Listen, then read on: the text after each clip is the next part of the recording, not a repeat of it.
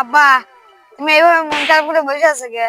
আরে গেদা, মন খারাপ করে বসে আছি, বসে থেকে চিন্তা করতেছি। এই যে ছোটবেলার দিন এত টাকা পয়সা খরচ করে লেখাপড়া শিখেছি, মানুষের মতো মানুষ বানাইলাম।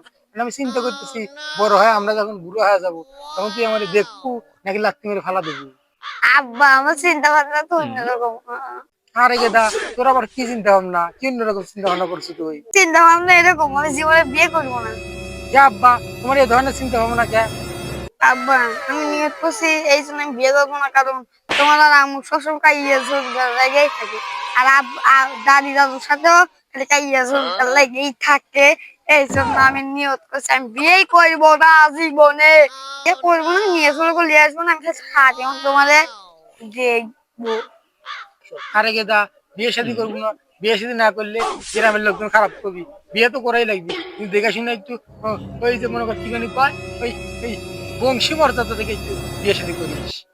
আরে আব্বা, তুমি এটা কি কও? ওটা তো বংশী মর্যাদা না, ওটা তো বংশ মর্যাদা। আরে গেদা, আমি ছোট মানুষ, কত কিছু তো বুঝি না। তুই শিক্ষিত বানাচ্ছি, যাই হোক তুই সব বুঝিস। ওই তো যাই হোক, তাহলে বংশ মর্যাদা দেখে বিয়ে একটু করাই লাগবে। আব্বা, তুমি তো ভালো মনে করো।